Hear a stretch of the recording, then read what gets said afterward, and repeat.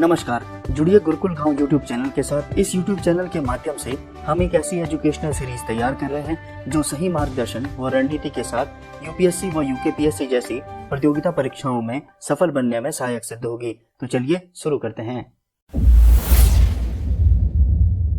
मनुष्य ने देखा कि तटों से संबंधित, जहाँ पे वो रह रहे थे उससे संबंधित उसने ज्ञान इकट्ठा करने का प्रयास किया। इसी तरह का जो ज्ञान है वो ब्रह्मांड संबंधी भी आया। हमें तारे दिख रहे, चंद्रमा दिख रहे। तो ऐसे ही कुछ विचारक थे। पहले है आपके कौन? टॉलमी। टॉलमी की एक बुक है इंपॉर्टेंट, उसका नाम है अल्माजेस्ट। अल्माजेस्ट टॉलमी की इंपॉर्टेंट बुक कौन सी है आपकी? अल्माजेस्ट।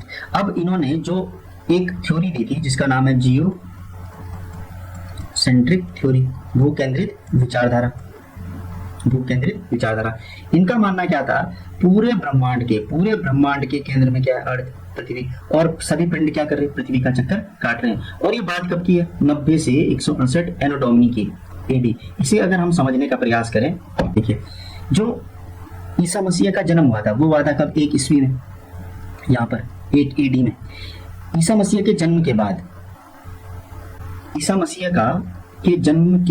सब क्या कहलाता है? एनो डोमिनी एडी, ईस्वी, कॉमन ईरा, है ना। जैसे हम क्या बोले 2025 ईस्वी, तो 2025 कहीं यहाँ होगा, है ना। ऐसे ही हम क्या करें 90 से 168 एडी, तो ये कहाँ पे होगा? लगभग यहाँ पे होगा। तो आज हम इतने शताब्दी दूर चले गए हैं। बस ये समझाने का मतलब क्या है कि एडी यहाँ पर है। और इससे पहले सब क्या होता है? बिफोर क्राइस्ट, बीसी, तो 1500, 1000, फिर घटता रहता है, फिर 1 ईस्वी तक आएगा और 1 ईस्वी से फिर क्या बढ़ेगा? ये आगे बढ़ेगा। तो इसको हम इसलिए समझा रहे हैं कि आप ये देखिए कि हम कब की बात करें? 90 से 168 एडी की बात कर रहे हैं। तो अभी जो इस वक्त थ्योरी आई थी वो क्या आई थी? जियो सेंट्रिक थ्योरी। तो अभी इसके बाद, इसके कुछ सालों बाद जो थ्योरी आई वो थी कोपरनिकस की। कोपरनिकस ने जो थ्योरी दी थी वो थी आपकी हेलियोसेंट्रिक थ्योरी। हेलियोसेंट्रिक थ्योरी, इसे कहते हैं सूर्य केंद्रित सिद्धांत। और ये कब आ रही है? 1543 एडी में। मतलब कितनी शताब्दी बाद ये थ्योरी आ रही है, आप समझ रहे हैं। तो जो चीज आज हमें वर्तमान में सही लग रही हो, ऐसा हो सकता है कि कुछ समय बाद वो गलत लगने लग जाए। तो इसीलिए क्या जो ज्ञान होता है वो क्या बहुत धीरे धीरे या बहुत शताब्दियों बाद विकसित होता है ना। और जो नॉलेज आज हम पर है, ये आज हमें दिखाई दे रहा है, ये सालों की या शताब्दियों की कड़ी मेहनत के बाद ये दिखाई दे रहा है। जैसे हम बोला कृत्रिम बुद्धिमत्ता, आर्टिफिशियल इंटेलिजेंस, है ना। तो ये आर्टिफिशियल इंटेलिजेंस तो आज हमें वर्तमान में दिखाई दे रहा, लेकिन ये सालों पहले जो स्टेप लिए गए होंगे उस पर मॉडिफिकेशन के बाद आया है ना। तो अभी हम क्या बात कर रहे हैं? कोपरनिकस की, किसकी? हेलियोसेंट्रिक थ्योरी की, सूर्य केंद्रित सिद्धांत की। और ये कब आई थी? 1543 को। तो इनका मानना क्या था कि पूरे ब्रह्मांड के केंद्र में क्या है? सन, और पृथ्वी भी क्या कर रहा है? इसकी चक्कर लगा रहा है। तो सूर्य केंद्रित सिद्धांत किसने दिया था? कोपरनिकस ने 1543 एडी में। जबकि जियोसेंट्रिक थ्योरी, भू केंद्रित सिद्धांत किसने दिया था? टॉलमी ने। आपको ये भी ज्ञात होगा कि यही टॉलमी है जिन्होंने विश्व मानचित्र में भारत को पहली बार दर्शाया था। कौन? आपके टॉलमी। नेक्स्ट जो विचारक हैं यूनिवर्स संबंधी वो है आपके कौन? केपलर। ठीक है। तो केपलर ने जो सिद्धांत दिया वो सिद्धांत कौन सा दिया था? ग्रह की गति संबंधी। तो केपलर का सिद्धांत क्या कहलाता है? ग्रह की गति संबंधी सिद्धांत। तो ग्रहों की गति संबंधी जो सिद्धांत दिए थे वो किसने दिए थे? केपलर ने दिए थे। इनके जो सिद्धांत थे वो थे आपके 3। ठीक है, इन्होंने 3 सिद्धांत दिए थे। तो इसमें से जो पहला सिद्धांत है, प्रत्येक ग्रह सूर्य की परिक्रमा, इसे थोड़ा और बड़ा कर देते हैं हम, सबको आसान हो जाएगी समझने।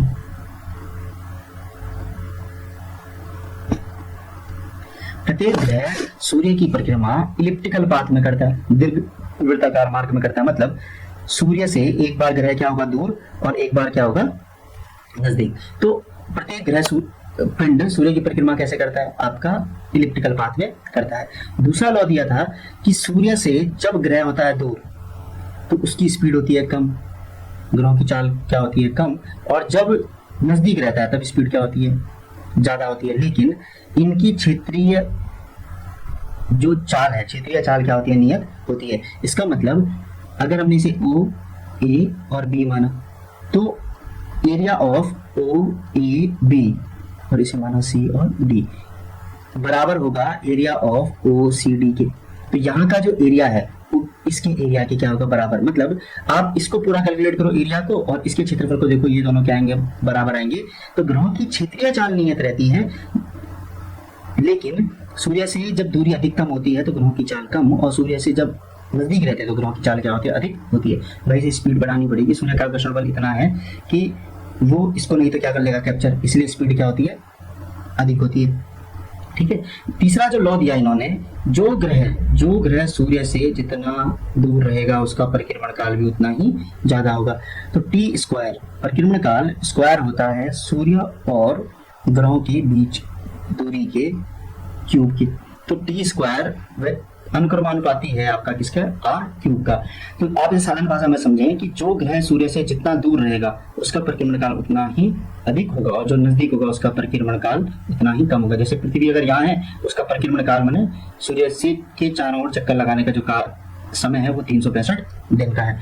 ठीक है। तो ये क्या थे, ग्रह संबंधी विचारधारा, और ये केपलर ने कब दी थी, 1614 में दी थी।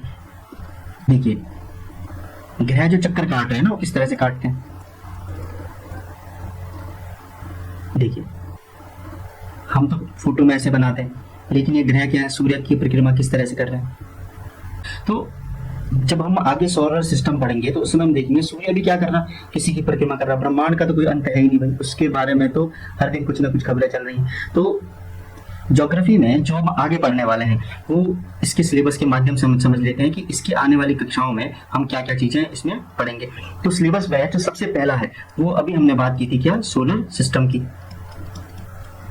सोलर सिस्टम तो खगोल भौतिकी का वही पार्ट हम पढ़ेंगे जो कंपटीशन या में क्या किया जाता है, पूछा जाता है या उससे रिलेटेड है ना। खगोल भौतिकी का वो भाग पढ़ेंगे हम सोलर सिस्टम में। इसमें आपको समझ आएगा कि बिग बैंग थ्योरी क्या है, इससे रिलेटेड हम सीधा ज्वार-भाटा पढ़ लेंगे जो वैसे ओशनोग्राफी का पार्ट है, लेकिन सोलर सिस्टम में उसे पढ़ लेंगे, है ना। तो सोलर सिस्टम के बाद, सौर मंडल के बाद जो हमारा नेक्स्ट है वो है आपका फिजिकल ज्योग्राफी।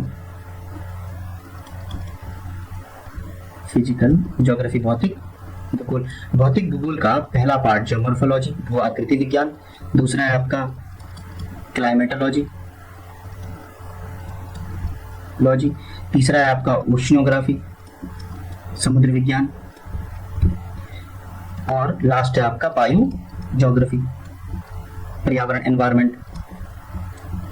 देखिए भू आकृति विज्ञान में हम पर्वत, पठार, प्लेट टेक्टोनिक ये सब कहाँ पढ़ेंगे, भू आकृति विज्ञान में। जलवायु विज्ञान में वर्षा कैसे होती है, बादलों के क्या क्या प्रकार हैं, चक्रवात क्या होता है, उष्णकटिबंधीय चक्रवात क्या होता है, इस सब पे चर्चा करेंगे।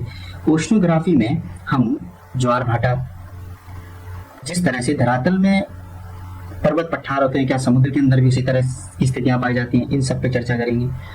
एनवायरमेंट और बायो ज्योग्राफी, ये एनवायरमेंट भी एक विषय है, इसको हम कहाँ पढ़ लेंगे, बायो ज्योग्राफी पढ़ लेंगे। फिजिकल ज्योग्राफी के बाद जो नेक्स्ट आता है वो आपका ह्यूमन ज्योग्राफी, मानवीय भूगोल। तो मानव भूगोल में हम पॉपुलेशन के बारे में पढ़ेंगे, जनसंख्या, इसके डेटा रिलेटेड जितनी भी चीजें। सेटलमेंट के बाद हम पढ़ेंगे क्या, अर्बनाइजेशन, नगरीकरण, ये भी क्या है, ह्यूमन ज्योग्राफी का पार्ट है। नेक्स्ट हम पढ़ेंगे इकोनॉमिक ज्योग्राफी,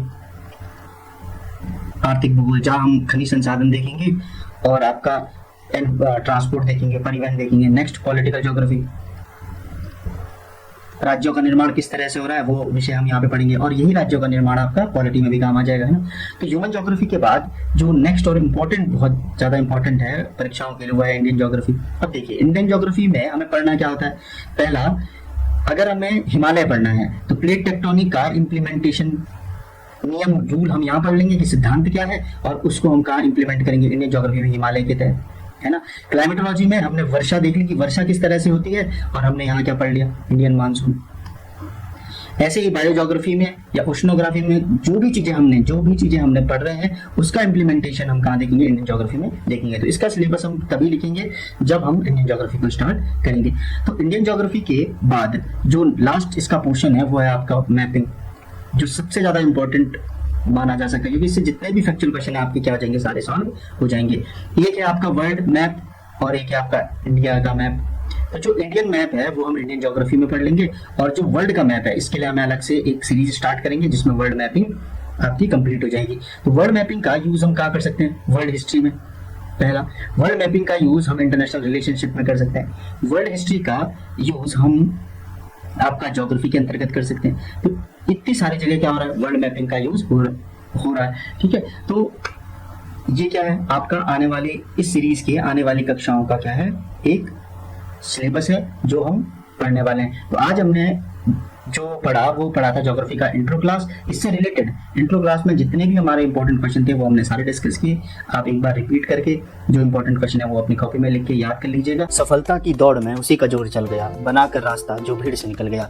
तो इन्हीं बातों के साथ तैयारी के इस सफर को जारी रखने के लिए इस चैनल को सब्सक्राइब करें, वो बेल आइकन दबाना ना भूलें। धन्यवाद।